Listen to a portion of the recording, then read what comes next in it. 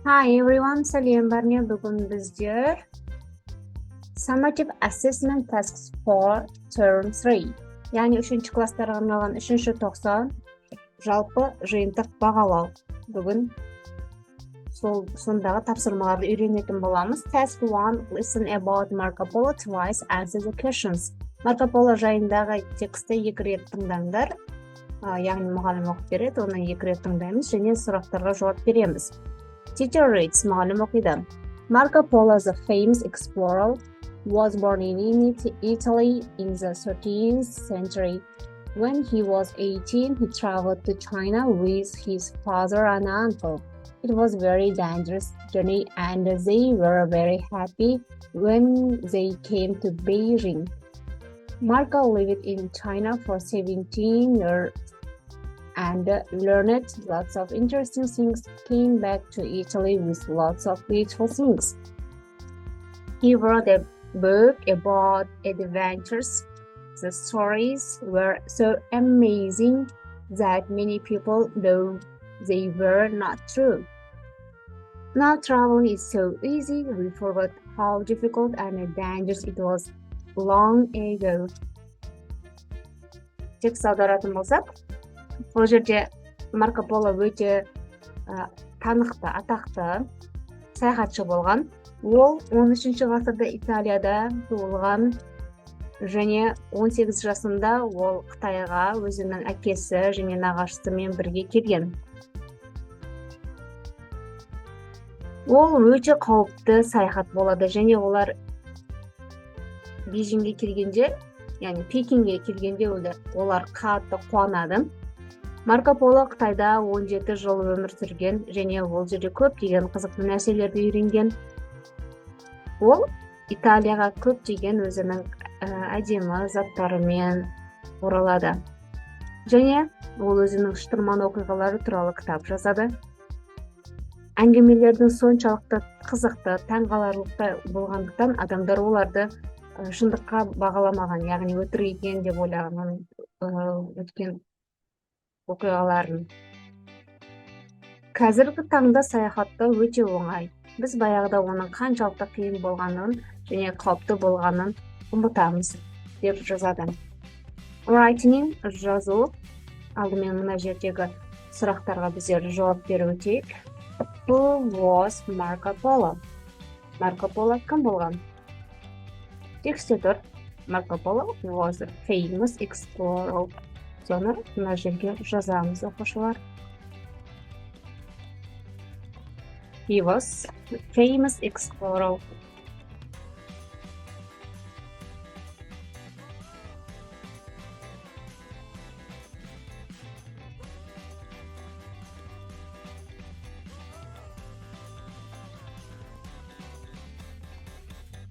Екіншісі.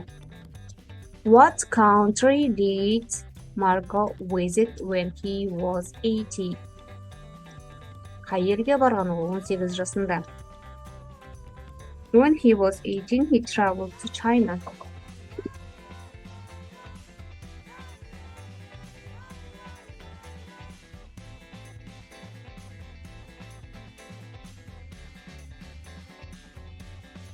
Ол 18 жасында болғанда ол Қытайға саяхаттайды. How did Marco, his father and uncle feel when they came to Beijing? Олар Пекинге келгенде қандай сезімде болады? It was very dangerous. Ол өте қауіпті. Dangerous. Journey, саяхат болған. And they, және олар were very happy.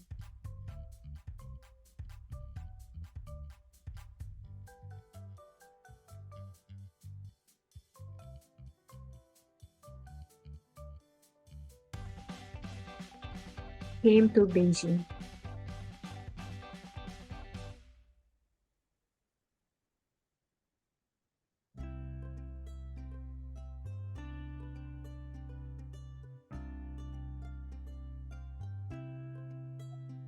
Олар қалыпты саяхат болғандықтан олар Пекинге келгеніне өте қуанады. What did Marco Polo write about his adventures? He wrote about his life in China. He wrote about life in China. Ол Қытай жайында жазады. Last question is, why did people think that the stories in the book were not true? Адамдар не үшін оқиғаларды шындыққа бағаламаған? Because the stories were so amazing.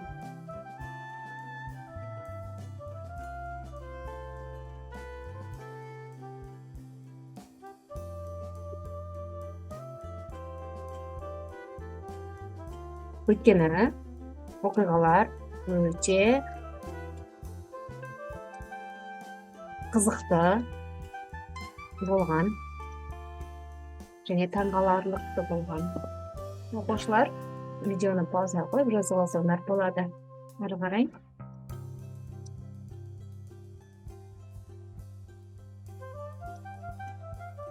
Келесі тапсырма.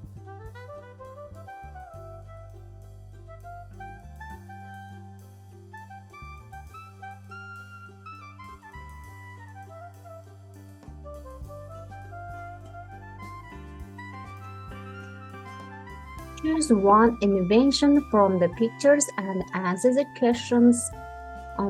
Мына суреттің ішінде бір суретті таңдаймыз, 3 суреттің бірі, және оларға біздер сұраққа жауап береміз. What is it? Ол не? Біздер қазір біздер робот таңдаймыз. From Франциядан жасалынған. What is it? Ол не деді? This is a robot.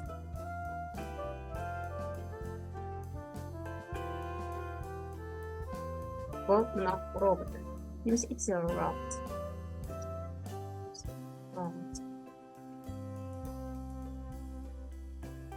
Is it nice, useful, silly, dangerous, clever, easy, difficult invention? Бұл не? Енді біздер смесімде сұрақтар, біз сипаттаймыз ол қандай? Жақсы, пайдалы, қауіпті, ақылды, оңай, немесе қиын. Қиын inventions дегеніміз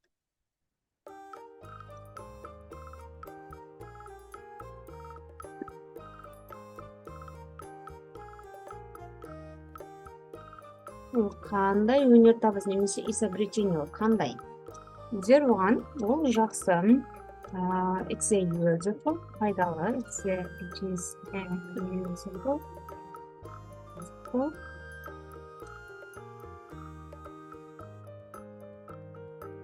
clever, ақылды, easy, оңай, invention.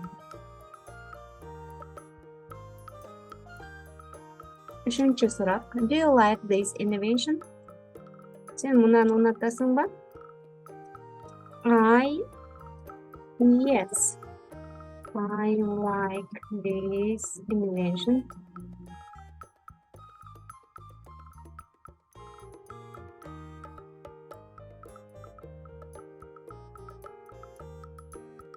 Because robots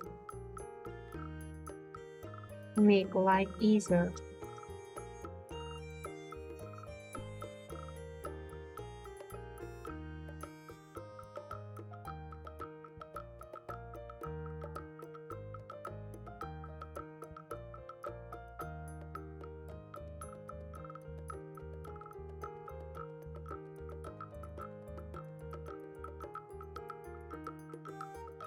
Барлығына роботтар өмірлерін оңайластырады.